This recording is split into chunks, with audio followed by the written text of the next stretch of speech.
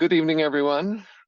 This is our class on the Holy Order of Man's Tree of Life. And we're approaching it this way so that we can learn the tools that we can use to make ourselves more effective as a positive influence in the world. We've talked about the Creator or God. We've talked about what God is and what our relationship to God is as mediators, being like the go-between of our consciousness of God and how that manifests in our lives in service to the planet, service to other people, and in service to ourselves. So now we're going to talk about the creation. And when we talk about the creation, we're usually referring to the world, right? The universe, but more specifically the world. And what we have found in our understanding of the world, it used to be that we understood it through the Bible, back in the Middle Ages and before.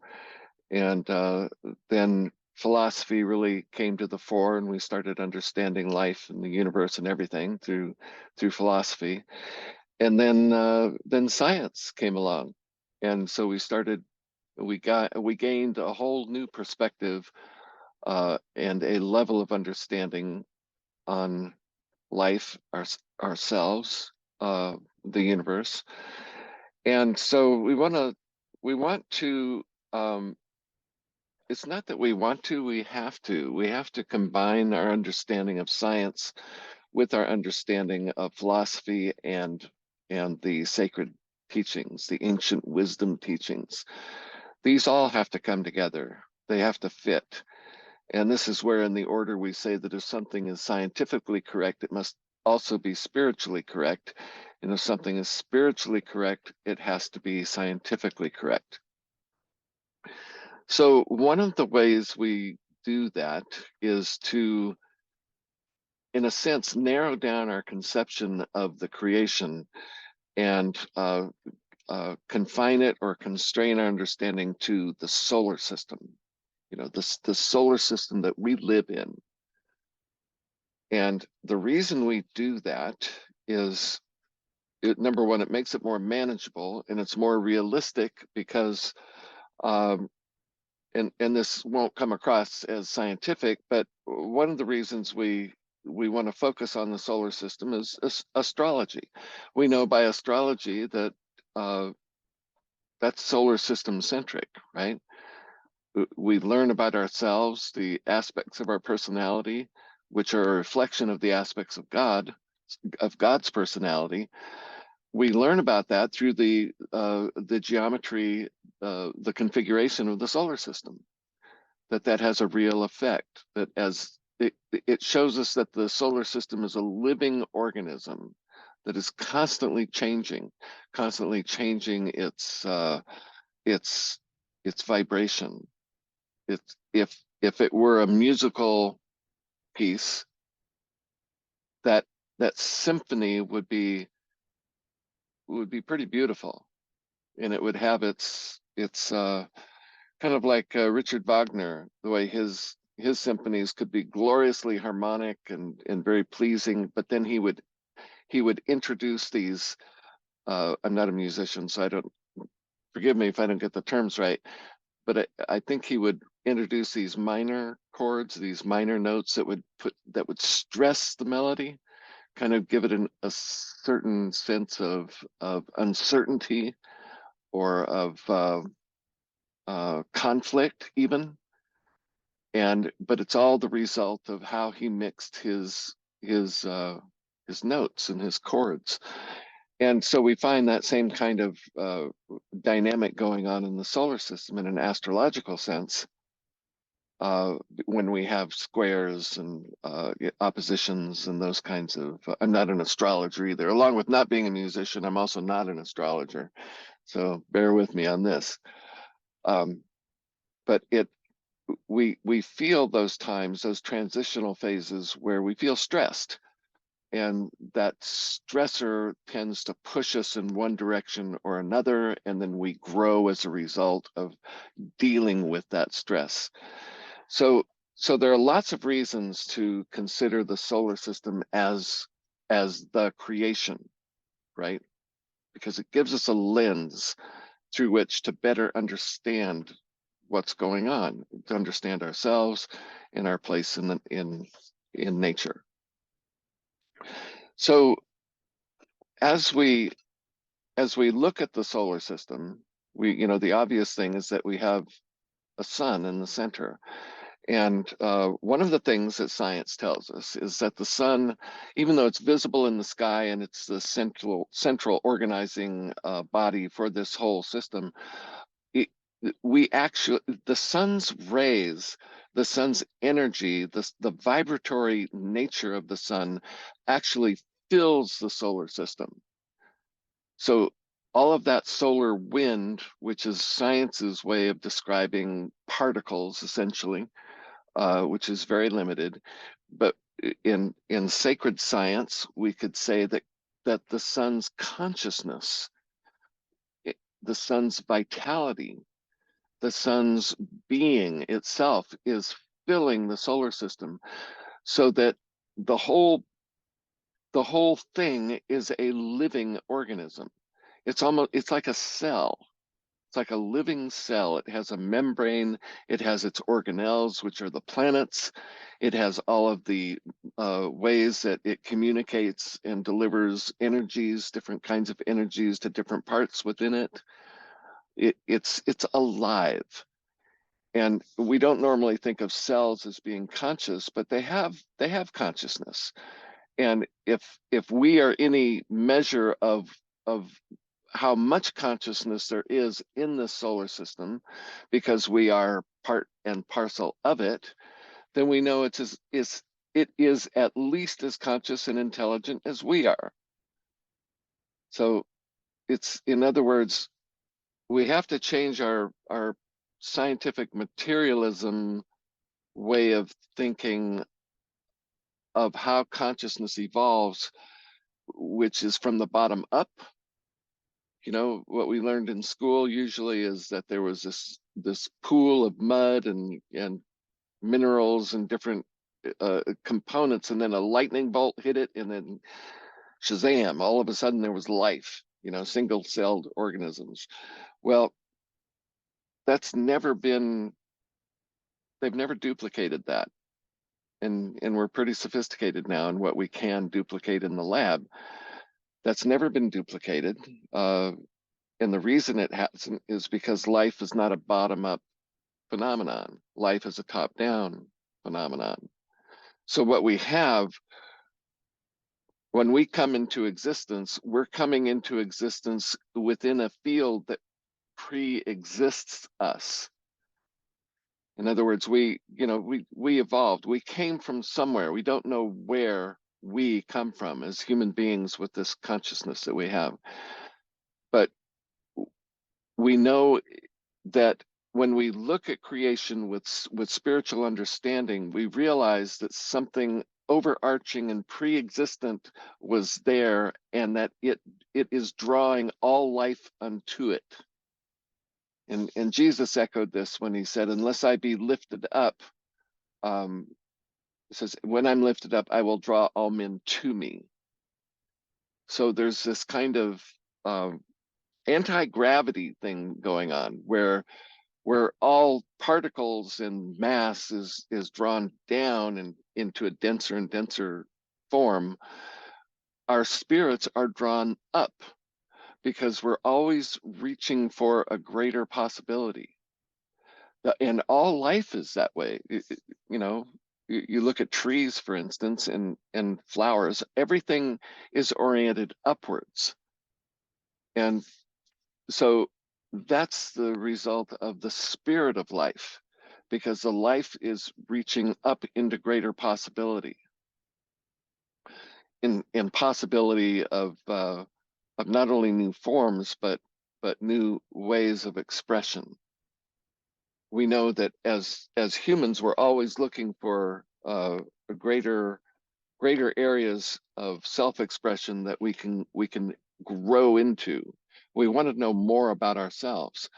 So if we can look at the solar system in the same way and all of creation as that there's a yearning within it to reach into greater awareness of itself. So, one of the things they taught us in school was that giraffes have long necks so that they can reach the leaves of trees, and that they developed long necks as a result of random mutations, uh, that just gave them longer necks. And then they were since they were better adapted, all of the giraffes with short necks just died off, and pretty soon all of the giraffes had long necks. I'm not an evolutionary biologist, um, but something tells me intuitively, I know that if that's how everything evolved, there's just not enough time. There's just, I mean, for all of that to happen by accident just doesn't really make sense. So there's something about the spirit of life that finds different avenues of expression and then grows the forms that it needs to pursue that particular line of expression. It's almost like an author writing a book, uh, deciding on different characters, and then as he or she writes the book, then these characters grow into what they can become by virtue of the relationship they have with each other, you see, and with the backdrop of the story and the plot line, all of that, everything is co-evolving together. And if you've ever written any kind of fiction, you know that's how it works. I mean, the story starts to write itself. So that same kind of spirit, you see, is what's driving all of nature, that it's a story essentially.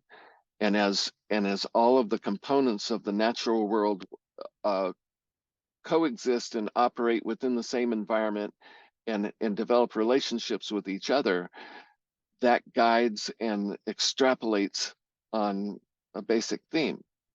And that basic theme seems to be greater and greater self-expression and greater consciousness, because we are continually evolving. If you've seen the videos on YouTube of animals, how they are behaving in ways that I don't know, because we didn't have YouTube back in the 50s and 60s.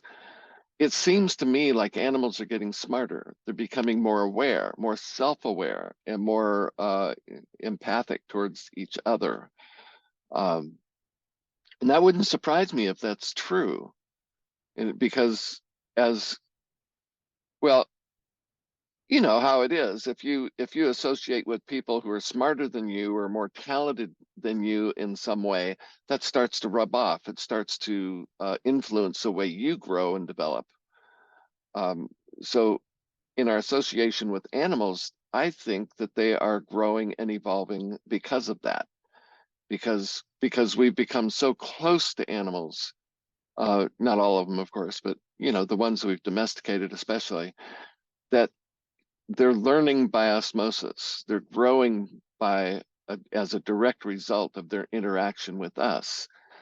And we certainly have things that they don't. We have the prefrontal cortex in our brains. Our brains are highly developed to for abstract reasoning, for principled thinking. We understand, we know what first principles are.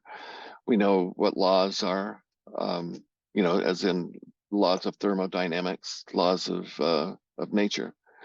So we understand those things, and we have this ability to know of our own mortality, which is a huge thing. And because of that, because we know we're mortal, that's like the invention of time. That's the invention of the future. Because I don't think animals have a sense of the future. They respond to their immediate environment. They have built-in patterns like migratory patterns and that sort of thing, and ways of building nests. And some animals actually, you know, have tools that they use.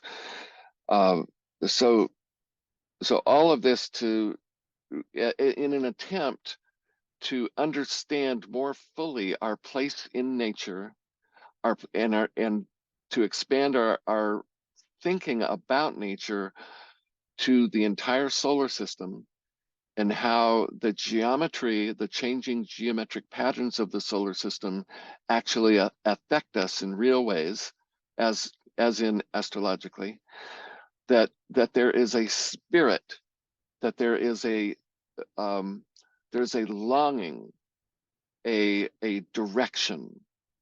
Um,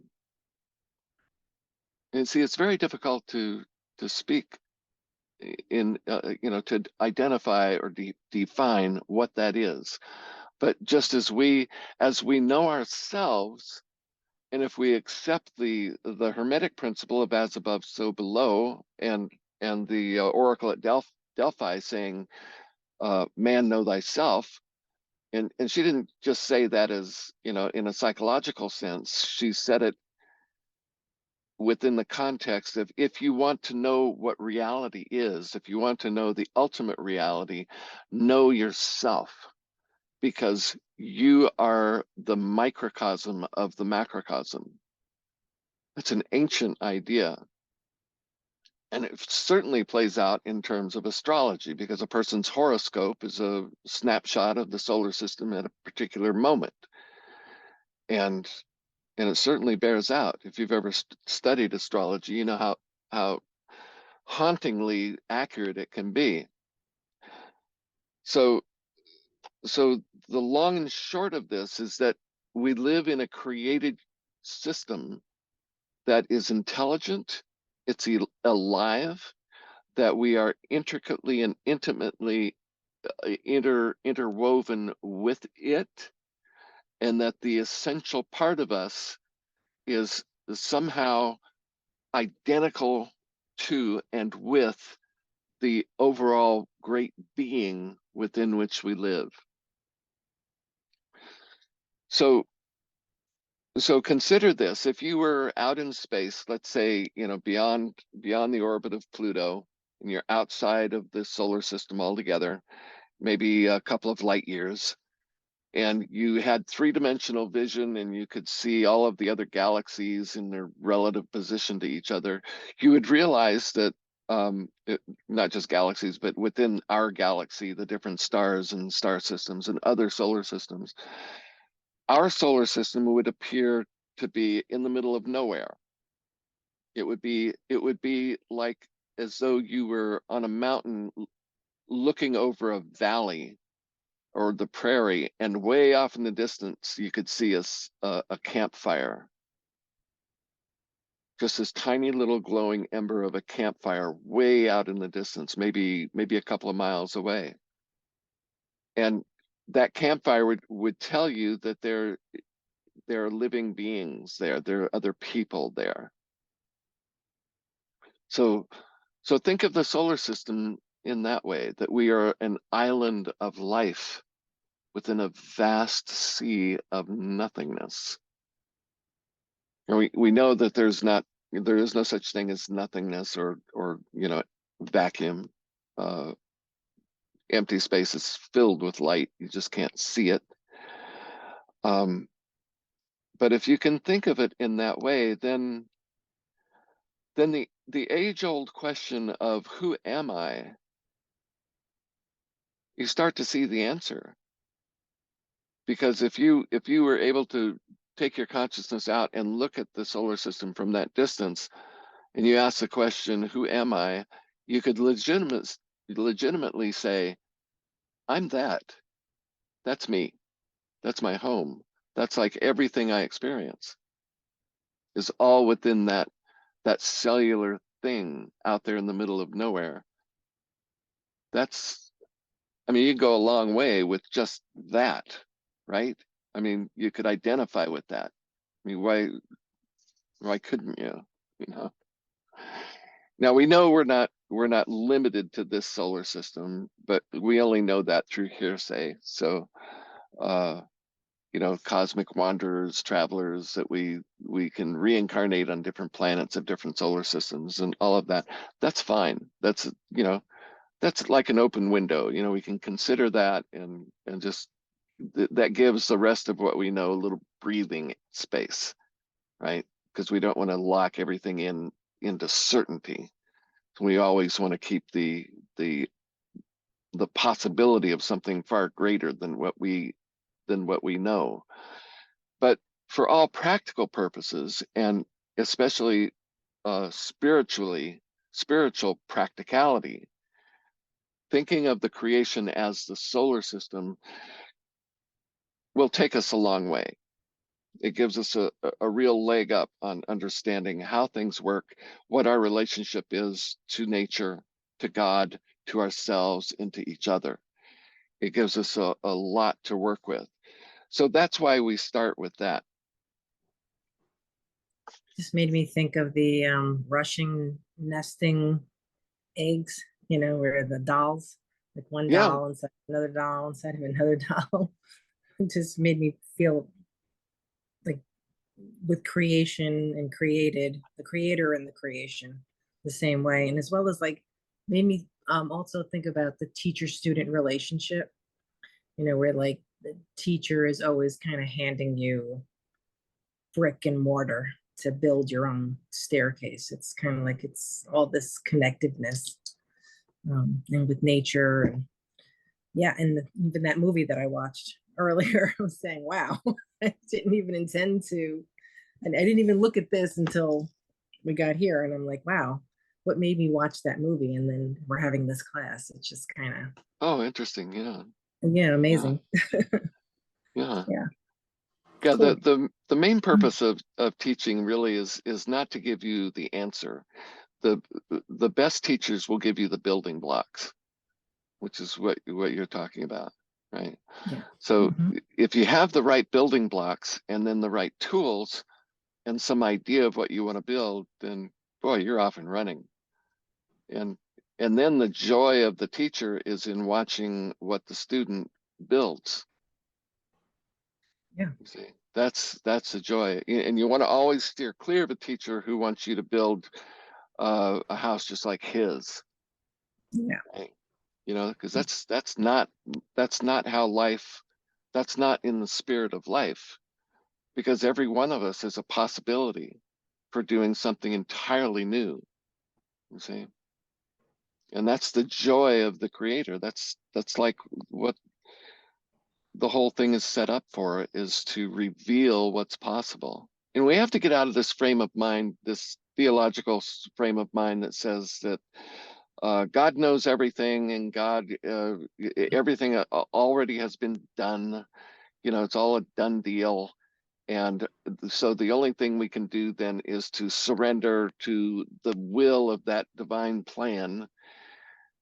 No, no, I think that's a projection of a lot of frustrated people throughout history who couldn't get people to do what they wanted them to do.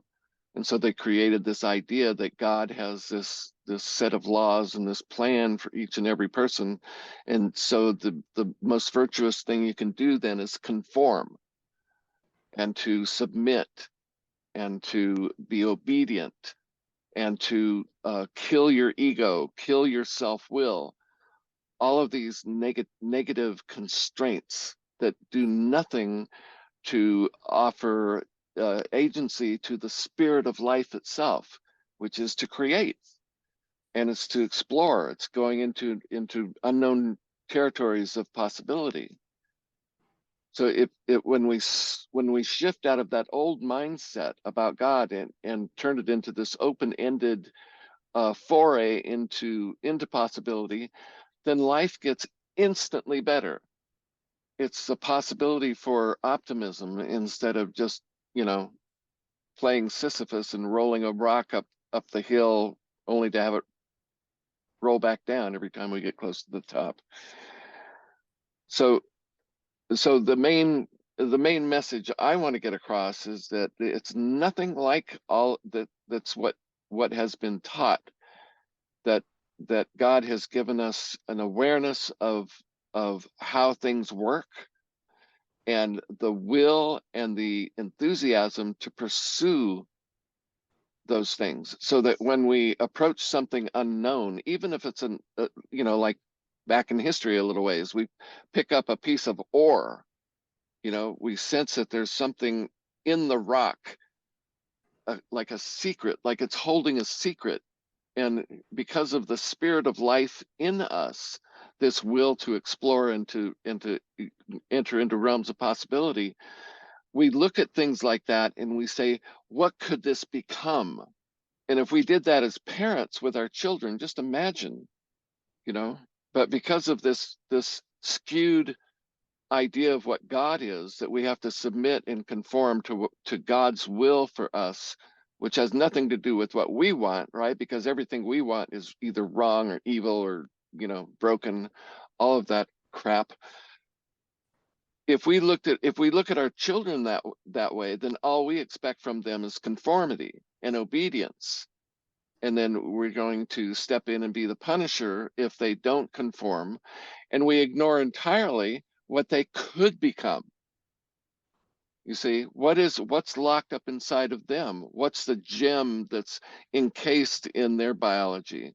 What does the spirit of that soul that we had a part in bringing into the world, but we do not have a part in who they are, right? It's, you can talk about that, but they are really like something new. They are brand new on the scene, and they have a life that is as yet undiscovered. It's an undiscovered territory. Each child is a bundle of undiscovered territory. So the best thing we could do as a parent is to find out what that is, and to help them find out what that is, but above all, not to get in their way, right? Not to hamper them or hamstring them in any way. And that's hard. That's really, really hard. So, but if we get that's the very nature of this creation, then it makes life so much easier and exciting and cause for enthusiasm. And it lets our hearts open up, because the one thing that will close our hearts down more than anything is this feeling of have to. I have to do this. I have to obey that. I have to suppress my own desires because my desires are evil. No, no, your desires aren't evil. What you are interested in is your best form of inner guidance, because what you're interested in is your spirit glimpsing and opening for possibility. So it's like if you're interested in photography, for instance, that means you see more than what your eyes are able to see. So you are trying to capture and frame what normally goes unseen, right? You sense that there's beauty there, and you want to reveal it. The same if you're an artist, the same if you're a musician, the same if you're an architect, or if you're a builder, or if you're a parent, or if you're a counselor, or anything that you feel called to, that is your inner guidance. And so you want to adjust your spirit to this new way of looking at things, and that is, what can it become? Not so much what needs to be fixed. We have to have that too, and not so much just accepting it as it is, although we have to have that as well. So we have kind of a three-pronged approach to life. We have to deal with what's needed. Well, first of all, what is, a completely unbiased view of an object or a situation. We have to, really become objective enough to be able to see what is. Then we have to be able to know what's needed, right? Because once we see what is, then we begin to see its relationship to other things and what needs to be fixed or facilitated. So what's needed, but then we have to be able to see what's possible. You see, and that's all three of those things are entirely different, but they are the trinity of our consciousness. They all three work together like father, mother, child. There's that relationship going on. It's a dynamic relationship. We look to see what is pure objectivity. We need to see what's needed, how something is out of balance and how it can be brought into balance. And then we have to see what's possible. You know, what can this system, or what can these objects or people, what can they become? All three of those things have to be there. It's like the tripod of our lives, of our consciousness. So this is what we can gain. The more we learn about the creation, the more we learn about ourselves. The more we learn about ourselves, the more we learn about God, because nothing is separate from anything else. They operate separately, but they operate within the whole. So if you plucked one of those things out and threw it out into outer space, it would lose its meaning, because it has its meaning. We have our meaning in our relationship to everything else. The real part of us is not our flesh and bones. The real part of us is our relationship to everything, right? That's where we live. We live in relationship. So whether that's outward or inward, right? Because we have inward relationships as well. We have parts of ourselves that we have yet to discover. When we go within, we begin to discover there are parts of us that we are unaware of, but that those parts have a very powerful effect on the way we are in the world. So I think you know what I mean. It's like you find yourself doing something that's uncharacteristic of your normal way of being, and you wonder, where the hell did that come from? You see, well, it came from you. It's something in you that is trying to express, not trying to ruin your life. It's not trying to destroy you. It's all it wants is to be expressed. It wants to be known. It wants to be heard. Just like a little child will act out and throw a tantrum, not because he's trying to ruin your life, but because he wants to be heard. He wants to be a part of what's going on. He wants to be in relationship with the world and you. And if he or she is not feeling that, they're going to raise holy hell until that gets addressed.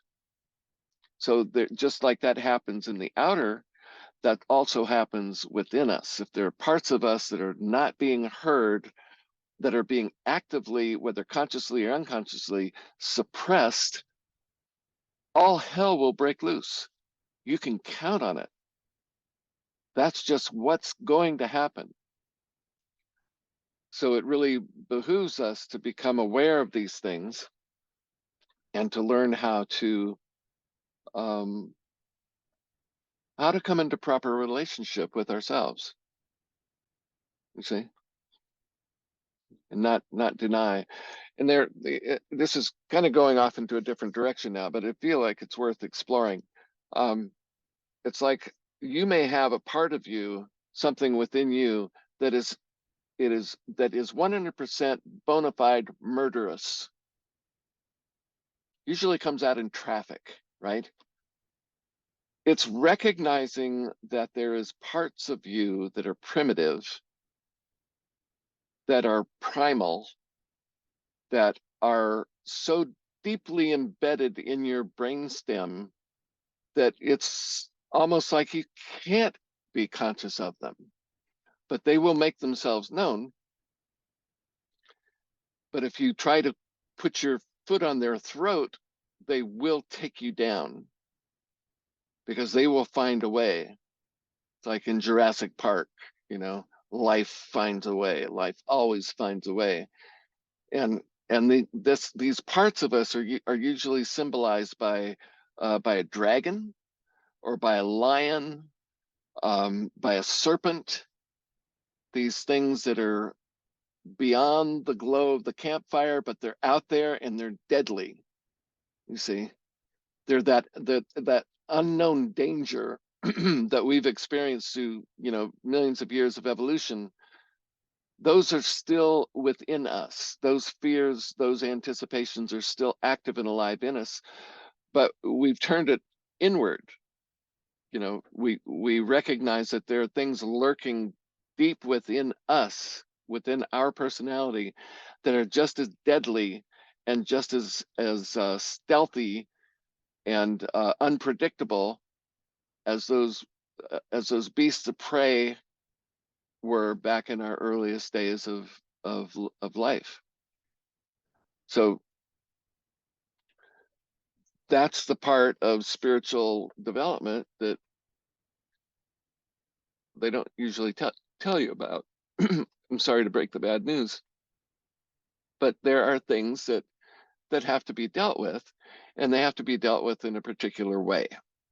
And just as in the microcosm, macrocosm, we found ways to deal with predatory animals. We live now in well, it's basically through cooperation. We live in cooperative communes. And okay, I see now where this is going. It's like we live in a world that is rather chaotic, that is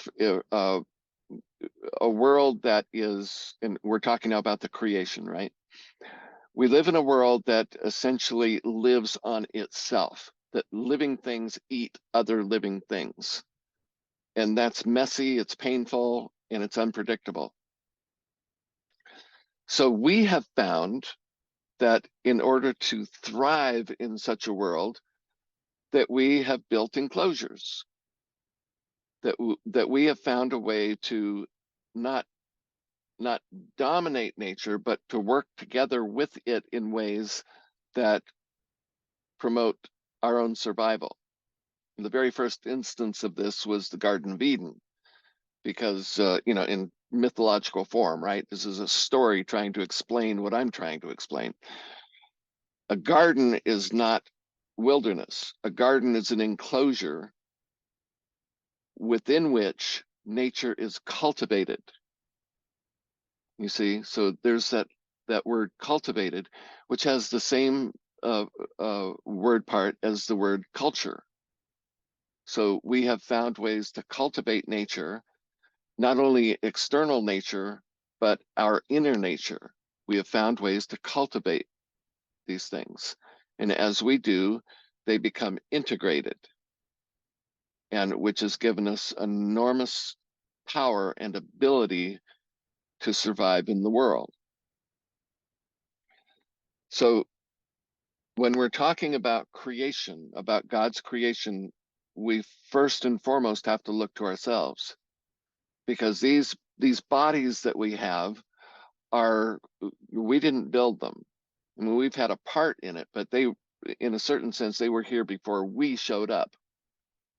That these bodies are part of a long chain of biological evolution, and at some point we woke up in them. We became aware, and how exactly that happened, I mean, it's symbolically represented in the stories of the Old Testament, especially in Genesis. And the story of the Garden of Eden really elaborates that moment of our waking up and finding, all of a sudden we're aware of where we are, and we begin to we have this self-awareness. We realize that we're a distinct entity in this world, and that human history began from that point. So in order to understand God, we have to understand ourselves.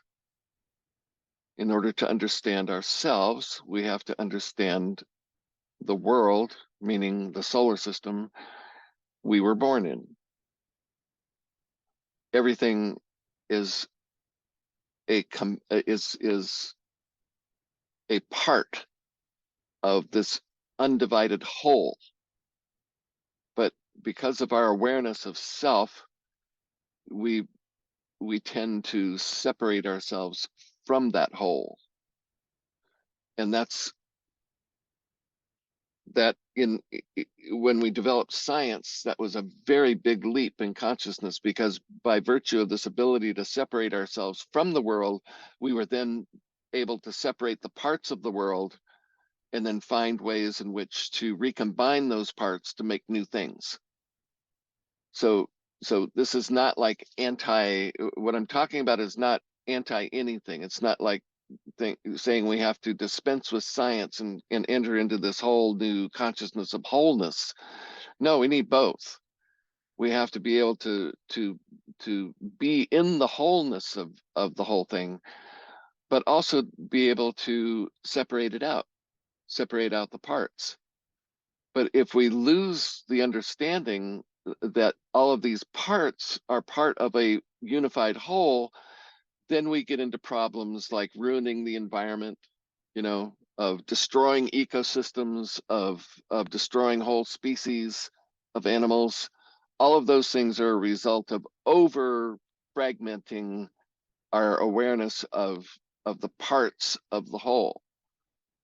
So we've already gone in that direction. We're pushing that to the limits, and now we have to circle back and the only place you can really do this is within yourself. You have to adjust the way you see things so that you see them as parts of a whole, and that you can't take one part of the whole out of the whole.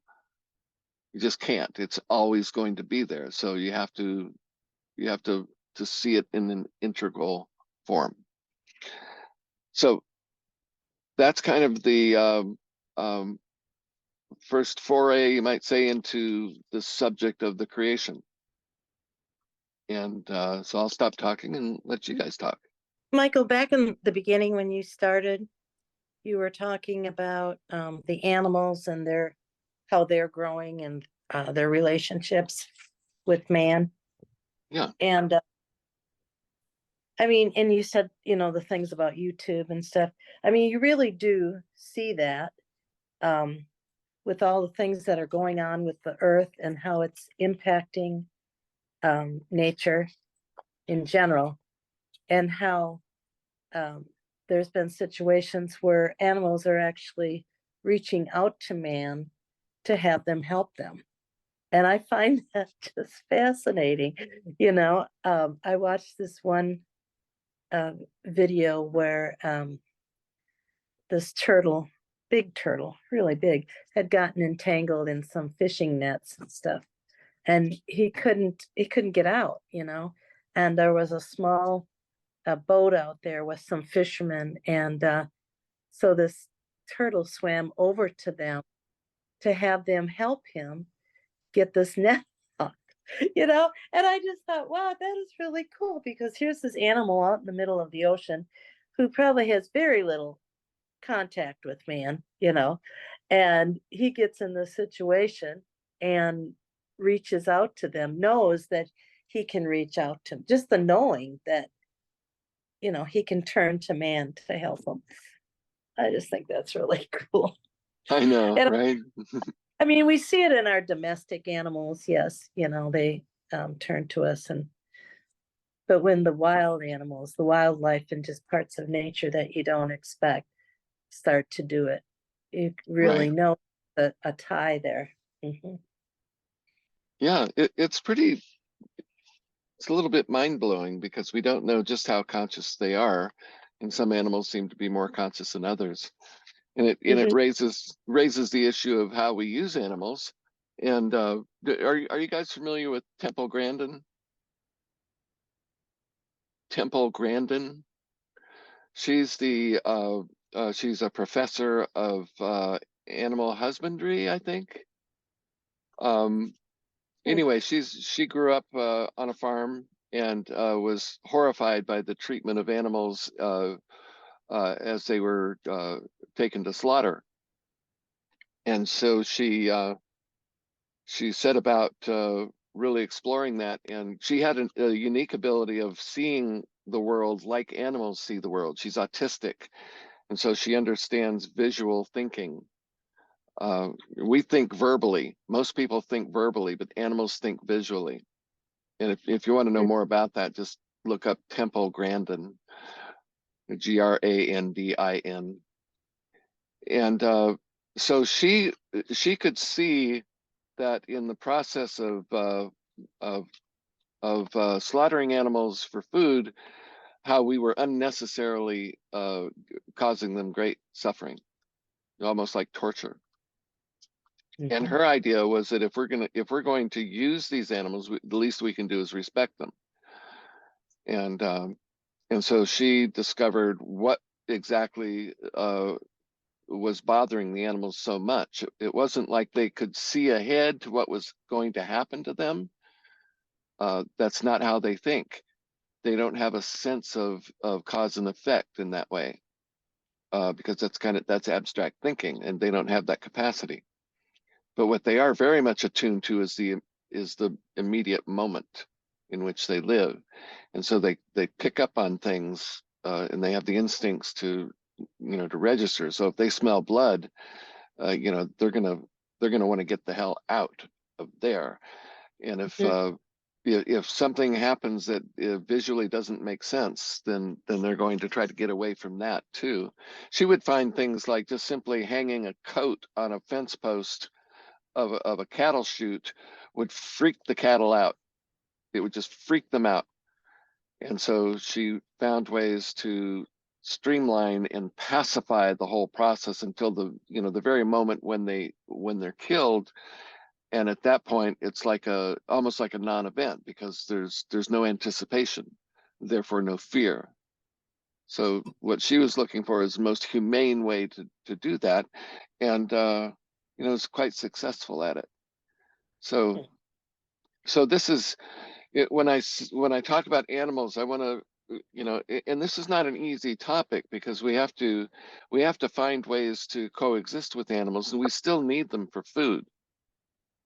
And so what's the best way to do that? And we have to honor an animal even as we kill it, so that it doesn't corrupt us and it doesn't cause them torture. You see? So Mhm. it's not like an either or situation, because when we're talking about the creation, we definitely have to talk about animals and plants and in our relationship to the world, right? So it's not an either or thing. It's subtle, and it's complex. It's not based on emotion. It's based on perception, how able we are to see what's actually going on. Children and animals, I think, are there also to be examples. Like, when you see, one species take the child, the another species babies, because the parents were killed somehow, and the baby's by itself, and they'll take it in as their own, and it's like it's this constant um, reminders to us of like how to be in the world, and with children, and especially with special needs children. Like, they're just Yeah. usually like a bundle of love, you know, and they're just showing you how much love, is possible in the world. And it gives us a chance too to explore into different ways of thinking and being, because when we communicate with animals, some people are really good at communicating with animals, and they will hear the animal speaking to them. And so it gives us an opportunity to learn how our own mind works, because what the animal is saying is being translated through our receiving apparatus, you might say, in such a way that we can understand it. So they think visually, we think verbally. Um, there has to be a way to translate that. And if we can learn that, then we can learn how beings who are higher than us can communicate with us, right? Because to them, we're like animals are to us. See, Mhm. I not figure a that very right. comforting thing to think about, but there it is. They made a movie. They figured it out already. Yep. So if you're dealing with an angel or with a person who no longer incarnates, but lives on that first heaven realm, that deals with us. Or even if you're communicating with a loved one who's died, but you sense their presence and you feel like you're getting communications from them, there's a communication barrier there that requires study and experimentation and an openness, a willingness to receive, all of those things. So it's the same above as it is below. Works the same, whether it's above us or below us. Learning those principles, learning those laws is primary. It's what we do. It's what we want to really get good at, to understand the laws of creation. And as we do, then there's more, our horizons begin to expand. And that's pretty cool, because there's nothing like losing your horizon. When your horizon starts to close in on you, that's when you go toxic, right? That's when you go into depression, where you go into fear, you go into selfishness. All of those negative traits start to come out because you feel trapped.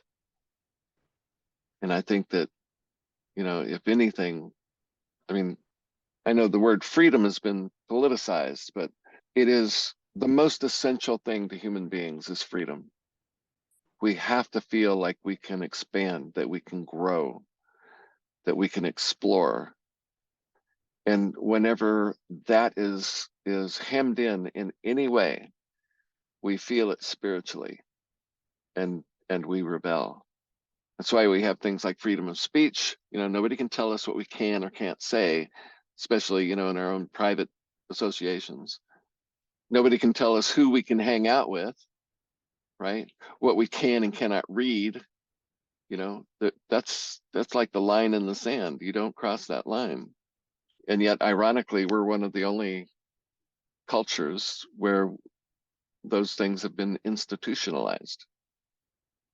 Most of the world does not go by those cultural norms. So they're there for a reason, and the reasons are spiritual. We have to be free. If we're not, everything goes to hell real fast. So on that exceedingly optimistic view of things, It was great class. I got a Well, lot good. of things. I need to go sit down and I think meditate on some of the stuff, or just a lot of thoughts go through my mind, but nothing that, I want to share at this point. So, I need to go look at some of this. Yeah. Is that an egg behind you? Easter egg? I found this in an antique store in Bisbee, Arizona. I Cool. instantly fell in love with it. It's metal. Yeah. Mm-hmm. and it comes apart. And on the inside, are you ready? You ready for this? Okay. What is Most it? beautiful thing ever. It's either I can't really tell whether it's brass plated or gold plated. It almost looks like the inside of a chalice. Chalices are Oh, normally it does. Yeah, gold it plated. does. So it could possibly be gold, but it could be brass too. But it's just absolutely gorgeous. Mm-hmm. I saw it and I could not walk away. Very nice. And Pretty. it has these really nice embossed appliques, it looks like, with this enamel painted part. So it's really my favorite thing. Very nice. Lovely. Your van's getting pretty fancy there. It is very Wow. fancy. Somebody taking- said, I probably said, to a new level. yeah, they call it glamping. Glamping. Oh, there you go. Glamping, yeah. Yeah. I probably told you this before, but somebody once said it looks like a cross between Lawrence of Arabia and Ralph Lauren.